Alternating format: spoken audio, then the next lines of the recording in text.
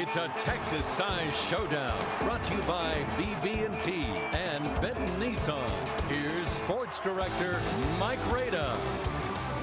And the Crimson Tide are in the house. The team arrived here at Cowboy Stadium about 45 minutes ago.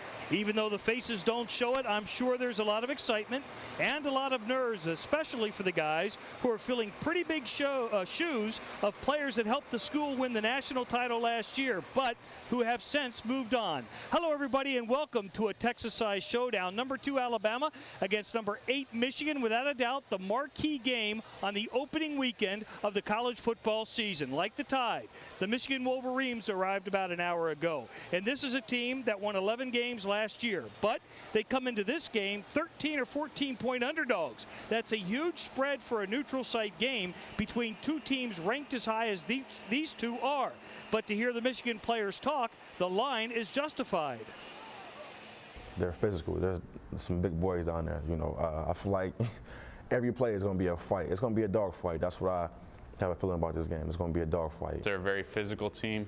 They like to run the ball. They're going to try and pound it down your throats, and that's how they like to play football down there. Every time I see that team step on the field, you see a fast and physical team. And so it's incredible watching those guys play because those are great athletes, and it's going to be an honor to be playing against the defending national championship. Watching them on film, they're unbelievable. You know, I know Coach Shapen's done a great job of, I feel like when one guy goes down, they have 3 more that can step up and do just as good of a job. And I think it's a great opportunity for us as an offensive line, and I'm real excited to play them. It's going to be their front against our front. I feel like, in a sense, kind of old school smash mouth football. We just had to be physical against them. Meanwhile, Alabama had a very productive camp. They accomplished everything they set out to accomplish. Only a few hiccups, minor injuries to Amari Cooper, Ari Kwanjo, and running back Eddie Lacy, which they got through. And they made progress at receiver, where they have to replace Darius Hanks, Brandon Gibson, and Marquise Mays, and at defensive back, where it sounds like Dion Blue will do a nice job replacing Dre Kirkpatrick. I don't want them to panic. I know exactly how it is whenever, you're not ready for a situation and it occurs. So, I'm going to do the best to sit there and calm them down, and hopefully, they'll get calm and play the ball that they can play. We've always been overlooked, and that's one thing that when we go into meetings, we tell ourselves that it's, we have to show up. We have to do our job in order for this offense to, win games. Those guys listen to me. They do a great job of telling me what they see in certain situations, and our communication's been, like I said, the best since I've been here with the quarterback and receiver relationship, which is good. And I think it's going to be very fun and exciting, explosive offense to watch. Alabama is ranked both second in the AP and the coaches poll. Michigan, of course, ranked 8th in both of those polls. This game will launch one of those two teams toward a run at the national championship. It could also go a long way in restoring the luster of a conference that's lost some of its luster. That becomes something that, we think about, representing the Big Ten. They think about it because they hear about it. 6 straight national champions from the SEC. 2 of those were won against Ohio State from the Big Ten. And just 19 months ago, Michigan lost by 38 to Mississippi State. I wouldn't say it's any extra pressure. We embrace that. When you play in front of 110,000 fans every Saturday, you're in pressure situations, so it's nothing that we're not used to. But we're excited about it. Obviously, as a program, this is a huge game, and it's a huge game for the Big Ten. We want to represent the Big Ten with a lot of pride, and that's what we plan on doing. Al Borges, Michigan's offensive coordinator, spent 4 years doing the same job at Auburn, so he understands the SEC's attitude of superiority. Until we prove they're not, they are. It's pretty simple, okay? And, this is one step, one opportunity, and this is not the only if we're fortunate to win this game, that doesn't prove it either. We've got to do it over a certain amount of time. Borges says regardless, Big Ten, Pac-12, Big 12, SEC, ACC, schematically football is football. But he does acknowledge there is one difference. I think the one thing the SEC does have is their overall team speed, particularly on defense, but everywhere, but particularly on defense, recently has been better. But he says he sees that starting to even out. I see that we are recruiting a lot of the same players they are, and we're winning, and we're not getting all of them, but we're getting our share. There's no reason, over time why that has to continue. I'm not saying they're going to get slow. They're going to always have good speed, but there's no real reason why we can't be the same. Michigan versus Alabama, the Big Ten versus the SEC. Sure, it's about bragging rights, but one game does not a season nor a reputation make. I think our kids think this way. This is a golden opportunity to prove that that's not true. We're more worried about what we have to do at Michigan, but to be honest with you, I think both conferences are great conferences, and they're represented well. Well, coming up later on the program, I sat down with Nick Saban and I talked to him about one of his not-so-favorite topics, expectations. But next, a model citizen and a model student. Plus, he's a great player. I'll profile Alabama's center of attention when we come back. Live from Dallas, we're counting down to kickoff.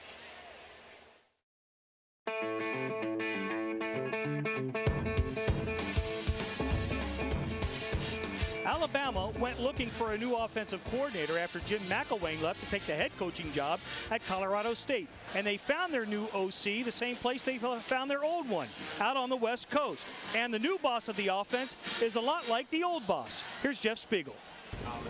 On August 5th, Doug Nussmeier said what Alabama fans love to hear. This is a special place, and I feel very, very fortunate and blessed to be a part of this program here in the University of Alabama, everything it represents. Nick Saban said things about Doug Nussmeier Alabama fans love to hear. I think the adjustments that we've made in the passing game are going to be beneficial, to our offensive team, maybe being more explosive. Obviously, Coach Saban, the expectation he has for his team and everybody within this organization is very high, and that's why this program here is achieved at the level it has. Nussmeier spent the last 3 years as offensive coordinator at Washington.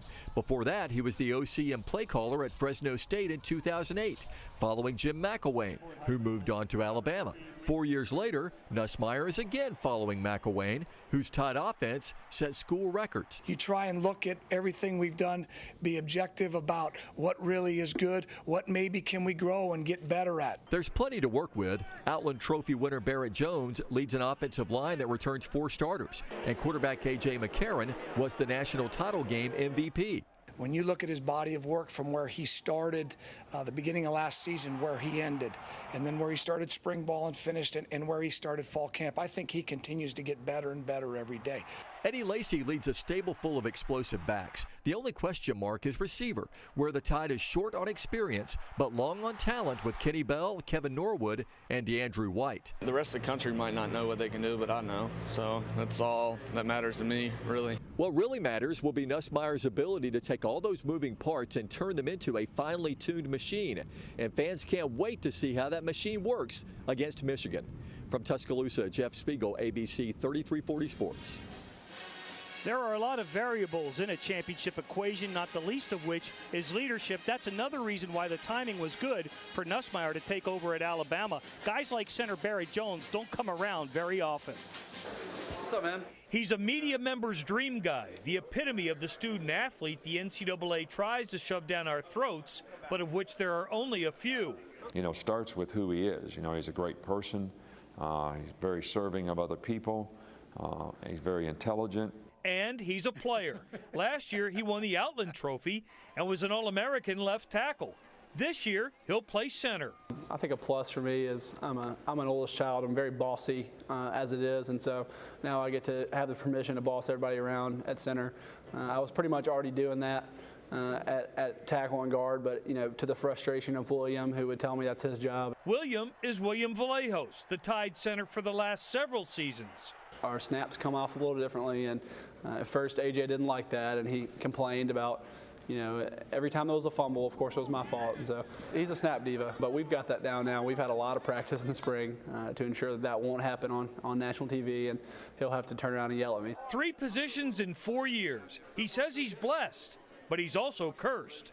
I always feel like, I move positions to face our best D lineman. My first year I was here, I was facing Terrence Cody, and then I face Marcel. Then I get moved to left tackle, and I get to face Courtney Upshaw. And then they've moved me inside to face Jesse. So I don't know what they're doing to me, but whatever it is, it's a cruel trick. But you get the sense he wouldn't want it any other way. I think that's what makes it fun, is the fact that it is so difficult, and it takes so much that when you win and when you do well, you can really appreciate it. You know, we know what Alabama football is all about, but a couple of weeks ago I spent some time in Michigan to find out what their program is all about. And while I was there, I had a chance to visit with former Auburn offensive coordinator Al Borges. Borges is now in charge of the Michigan offense. He did some nice things at Auburn. He was part of that undefeated season when the Tigers had Jason Campbell, Cadillac Williams, and Ronnie Brown. Unfortunately for Borges, it didn't end well. He was fired after the 2007 regular season. In the 9 jobs I've had, I either think positive or negatively when I hear the name. You know what I mean? No matter how it ended or what happened, but when I think of Auburn, I think positively right away. I never think of anything bad. For Borges, 2007 must seem like another lifetime. After he was fired, he took a couple of years off. In 2009, he went back to work for Brady Hoke at San Diego State. And when Hoke got the job at Michigan before last season, he brought Borges with him. But he brings to Michigan is a tremendous amount of offensive expertise. And you know, I've known Al since 1989, so I knew what kind of man he is. Borges' first year at Michigan was a success. The Wolverines were ranked second in the league in scoring offense, third in total offense. Their running game generated more than 220 yards per game. He's a genius, in my opinion. You know, it's not. I think what we used to do is we kind of let other teams adapt to us, and what he does is he kind of adapts to other teams, finds weaknesses and different other things, and, you know, manipulates the situation to benefit us. Of course, it doesn't hurt to have one of the best quarterbacks in the nation, too. He's been coaching for probably 37 years, he told me. So that's something that you can't just learn in 1 year, you know. So I just soak it up in. Every time I hear him talk, I'm just listening to him. He always teaches me things about life and even football and off the field stuff that that I probably would never heard if I was somewhere else. At Auburn, Borges coached against Nick Saban and with Will Muschamp. 2 peas in a pod when it comes to defensive schemes. He also told me he stays in touch with Gene Chizik, and he's not going to waste those relationships or experiences. When you're playing a team like that, you got to turn over every rock. You're dealing with a very good team personnel-wise and a very good team schematically, and the guys on the other side of the ball know what they're doing. So it's easy to get caught with your pants down if you don't cross the T's and dot the I's, so absolutely. I'm sure the same was true for Alabama and Nick Saban, although Borges admits he's pretty much the same coach he was when he was at Auburn. I am the same coach, but they don't get a kick out of the Hawaiian shirts here. I guess too many people wear them, you know. Down there was a novelty to that I still don't get, okay? But here I'm just, you know, another fat guy wearing a Hawaiian shirt. He's still got that sense of humor, doesn't he? Coming up later, I'll profile the player that can make Al Borges look like a genius tonight. But next, I go one-on-one with Nick Saban, a candid conversation with the head coach of the Crimson Tide. Stay with us.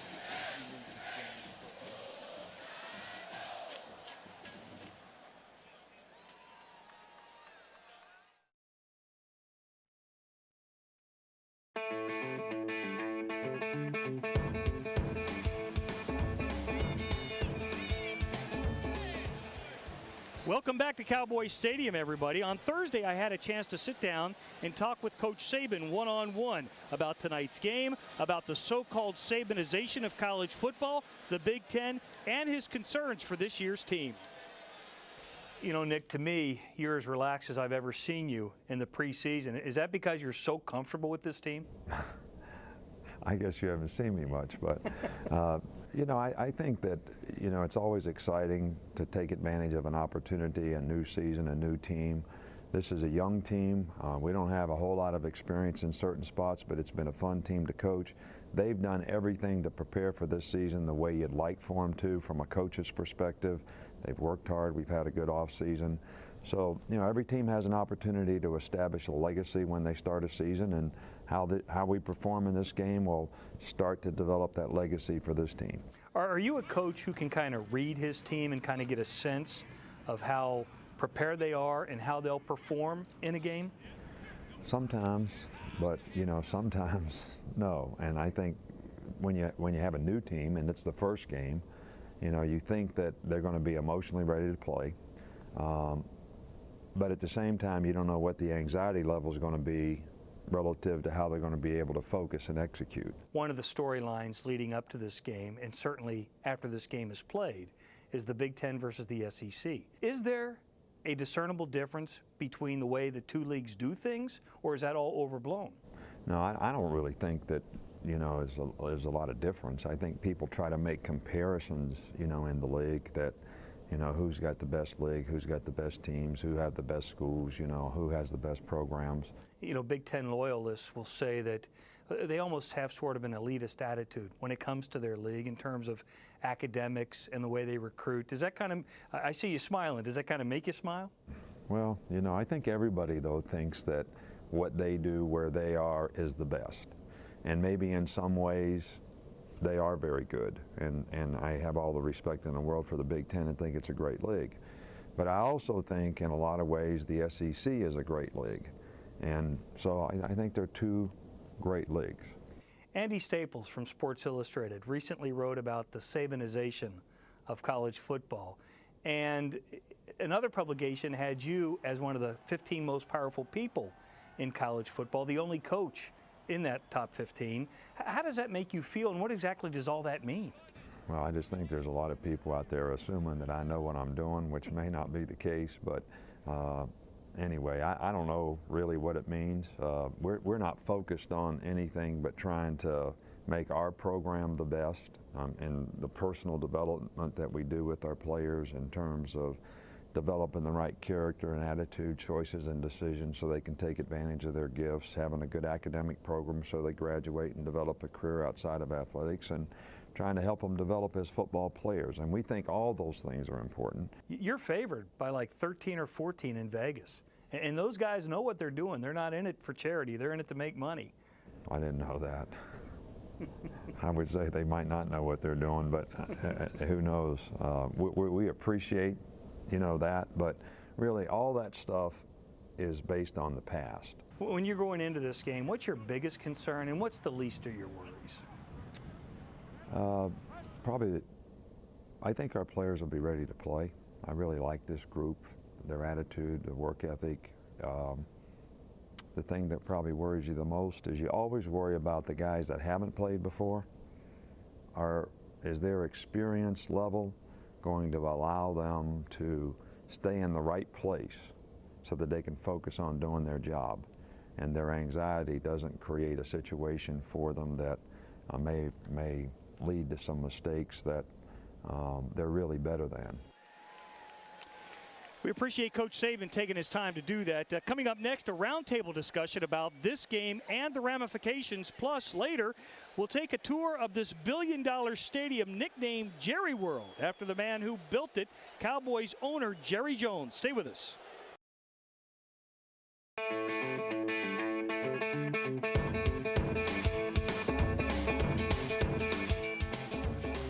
Welcome back, everybody. Michigan quarterback Denard Robinson can light up a room with his smile, and he can light up a defense with his talent. He's a Heisman candidate who can win games with both his arm and his legs. The guy is a dynamic player with a dynamic personality who oozes confidence. During the Olympics, Robinson bragged that he could beat Usain Bolt, the world's fastest man, in a 40-yard dash. And you know what? Those who know him didn't argue. You were serious. Yeah, I was serious. I mean, I got confidence in myself, and actually my teammate actually put it out there first, and I was just like, all right, yeah, I think I'll take him. So the guys haven't ribbed you in the locker room? Oh, yeah, most of the guys like, yeah, I think you can get him. Some guys like, all right, I don't know about that, but. A sensational boast, but not the most sensational comments he made this summer. Robinson gave a speech at Big Ten Media Day that was sensational in a different way. My message was, it's okay to take the hard way out. It's okay to work hard. It's okay to be yourself and to be different. Never try to be a follower, always be a leader, and never give up, because no matter what somebody says to you, you can make anything happen. Anything's possible. And if you got anything from me, inspiration can come from anywhere. Inspiration for the way Robinson plays the game and lives his life comes from rap star Lil Wayne. It's to find your thing and do you. The quote is, I don't set out to be different, I set out to be me, and people think it's different. So what he's basically saying is, you know, he don't set out to be different from you or different from me. He set out to be himself. What's the best and the worst thing about coaching a guy like Denard Robinson? I don't know if there's a worse thing, to be honest with you. You know, I think like all guys who are at a different level, you know, once in a while they try and make a play that maybe they don't need to make. And at times I think guys at that level think they have to make every play. With a guy like Robinson, you take the good with the bad, and sometimes the bad is what makes him good. Best part of coaching Denard is he can do things that I don't draw on the board, you know, and that you don't necessarily, the defense doesn't plan for, or they might plan for it, but they can't simulate it. As good as he is, as many plays as he makes, CBSSports.com called this man, left tackle Taylor Lewan, and not Robinson, the team's most important player. He is. You know, I wouldn't say that's true at all. I think, you know, it takes more than just one guy to win a championship. You got to have 11 players always playing. It just can't be one guy. You know, it's a great feeling to have that people think that about me, but at the same time, you know, I'm sure without me, the team would be just as successful without me. Well, that might be a stretch, but you wouldn't even think that, let alone say that about Denard Robinson. Now, as far as that match race with Usain Bolt. Right now I'm focused on playing football, and I want to be the best quarterback I can be possibly right now for the University of Michigan. And after the season, if we have to, you know, do anything after, but right now I'm just focused on football. Now, the guy who is in charge of containing Denard Robinson is Alabama defensive coordinator Kirby Smart. Now in his 6th season at Alabama, he's been mentioned for just about every job under the sun, and it's just a matter of time before he probably does.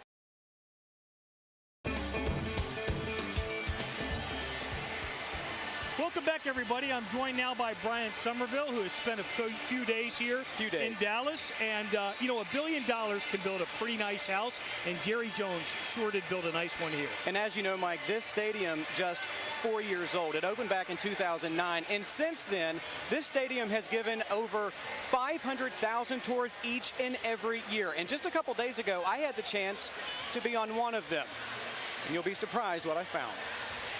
It's something you have to see. This is something really big. To believe. It's big. It's really big. It's 3 million square feet. This is the largest dome I've ever seen. With a price tag of $1.2 billion. They say everything's bigger in Texas. Right. It is. It's the home of the Dallas Cowboys and the home of the 2012 Cowboy Kickoff Classic between Alabama and Michigan. Fans seeing this for the first time can't put the experience into words. I don't really know. I'm in awe yet. Can't wait to see inside. Now, going inside Dallas Cowboy Stadium can be a little bit intimidating because of how big it is, but I figured out if you want to fit in, all you gotta do is to blend in. And if you thought outside was impressive, inside, a real treat. Looking for Brett Daniels works for the Dallas Cowboys, but today he's our chauffeur. People usually want to drop down, see the locker room, Cowboys locker room. Taking us for a one-on-one tour inside the house that Jerry built. 2009. We see everything. The Cowboys locker room. Check this out, Tony Romo's locker. We even saw the cheerleaders' locker room. And sorry guys, these pictures on the walls, as close as I got. Next came the field, where we saw field preparations, crews painting the end zones, and lines on the turf, all for Saturday's kickoff. But perhaps the most noticeable thing you see in Cowboy Stadium, a TV. More specifically, a huge TV, the largest video structure in the world, 160 feet long, 72 feet tall, hovering 90 feet above the field. Price tag on this alone, $40 million. Now, to put that into perspective, Daniel says the old Cowboy Stadium cost $40 million altogether. We went from building a stadium in the 70s to a TV in 2009. And Saturday, this screen will be seen by more than 80,000 fans. Daniel says the Cowboy kickoff sold out quick. Impressive, being as tickets were never really offered. You know, tickets never really went on sale to the public. I mean, the two schools each had their allocation, and then we had put offers out to our season ticket holders. So through those three groups, basically all the tickets Every were gone. seat will be filled. Yep.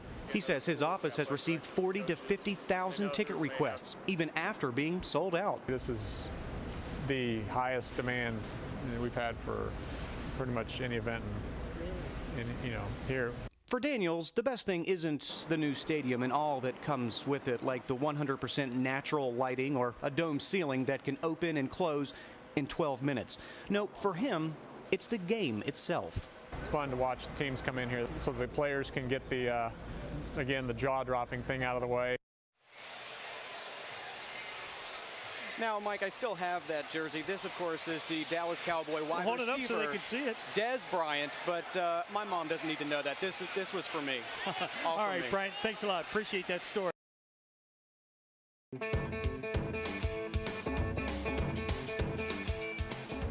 We're counting down to a Texas-sized showdown, and this stadium isn't just great for the players, it's great for the fans. And all the action won't happen just on the field. A lot of the action happened outside the stadium today. Lots of tailgating. Here's Bryant Somerville. It's the question of the day. Who's going to win today? Who is going to take home the victory today? Who's it going to be? The Michigan Wolverines or the Alabama Crimson Tide? Alabama, of course. Michigan's going to win today, no doubt. Roll Tide. Michigan by 3. Preparing for Saturday's showdown, fans have been able to settle in with lots to do around Cowboy Stadium. ESPN's Game Day was on hand where thousands of people showed up donning team colors. Fans say it is an atmosphere like no other. It's pretty crazy, but it's just like a typical Alabama game day. A lot of Bama fans are here. A lot of our opponents' fans are here, so it's going to be a good game. It's great. It's just to make that atmosphere, come all the way down here and show support for the team. It's just, right, can't beat it. It speaks a lot about the fans. It's hard to look at you. Yeah. Who traveled hundreds, even up to 1,000 miles for a football game. All the establishments have welcomed everybody. It's really been cool. Great atmosphere. We're all up for our team. We're all up for the game. Let's have a good one. Go Blue. And to be dedicated, you have to look the part. This shirt we've already sold out of. We opened the morning with 100 pieces of this. We're down to 3, okay? That's where John Smith and Sports Mania helps out. He says he can't keep merchandise on the racks. It's not a bad thing to sell out every now and then. It took me a long time to learn how to believe in that. So I asked Smith, what is the hottest item that you are selling? And he told me, and you'd be surprised to find out it has absolutely nothing to do with Michigan. It's this shirt right here. I don't often hate, but when I do, I prefer to hate the Auburn Tigers. Gotta love that in-state rivalry. And of course, what's football without a little tailgating? Good food, good friends, and hopefully a great football game. In Arlington, Bryant Somerville, ABC 3340. And we are just about ready for this Texas-sized showdown. Thanks to Brian Somerville, thanks to Kevin Skarbinski from the Birmingham News, and thanks to Angelique Shengelis from the Detroit News for joining us on our program tonight. And thank you for watching. That's all the time we have for the program. Number 2 versus number 8 in the nation coming up next. Enjoy the game, everybody. We'll see you afterwards.